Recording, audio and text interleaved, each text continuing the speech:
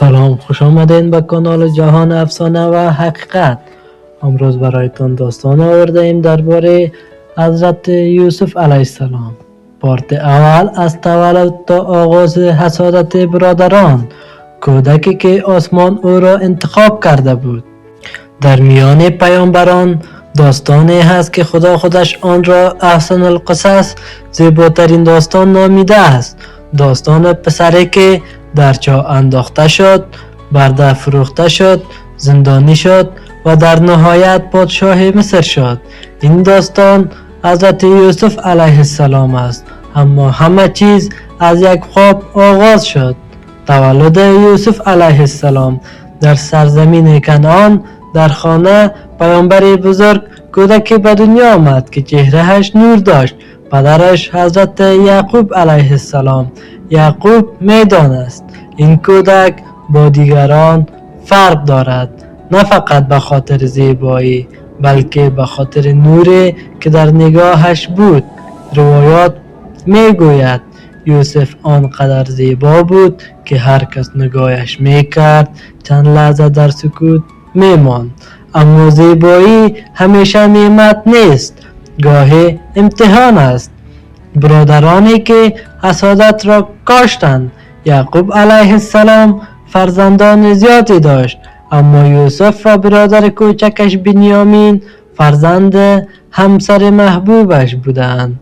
پدر محبت خاصی به یوسف نشان میداد و همین بذر حسادت را کاشت.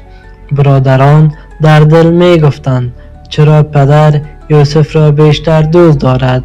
ما قوی تریم، ما بیشتریم کار میکنیم. حسادت آرام است، اما وقتی ریشه بگیرد میتواند برادر را دشمن کند. خواب سرنوشت ساز. روز یوسف کودک با چشمان پر از هیجان به نزد پدر آمد. گفت ای پدر، من در خواب دیدم 11 ستاره و خورشید و ماه برایم سجده کردند. یعقوب لرزید، او پیامبر بود، میدانست این خواب عادی نیست. گفت پسرم، این خواب را برای برادرانت تعریف نکن، آنها برایت نقشه خواهند کشید، چون آینده بزرگ حسادت های بزرگ هم می آورد. نقشه تاریک.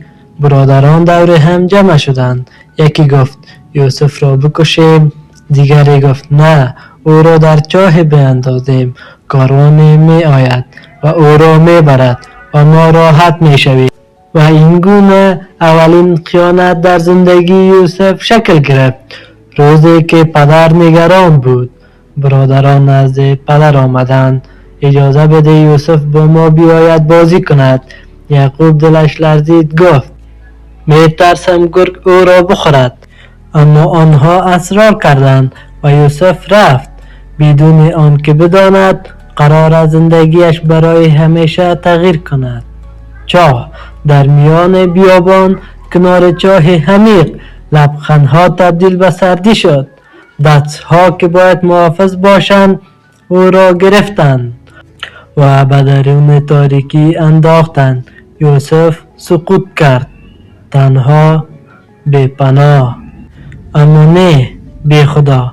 قرآن می گوید در همان تاریکی خدا به او وحی کرد، روزی که آنها را از کارشان آگاه خواهد کرد. یعنی این پایان نیست. پیراهن خونی. برادران پیراهن یوسف را به خون دروغین آغشته کردند.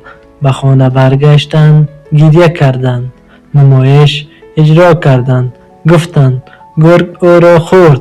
یعقوب نگاه کرد، پیراهن سالم بود. گفت نفسهای شما کاری برایتان زیبا جلوه داده است، اما صبر خواهم کرد.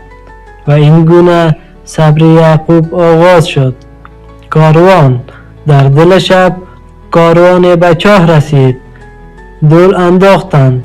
وقتی بالا کشیدند پسر زیبا بیرون آمد. فریاد زدند مژده، یک غلام یافتیم.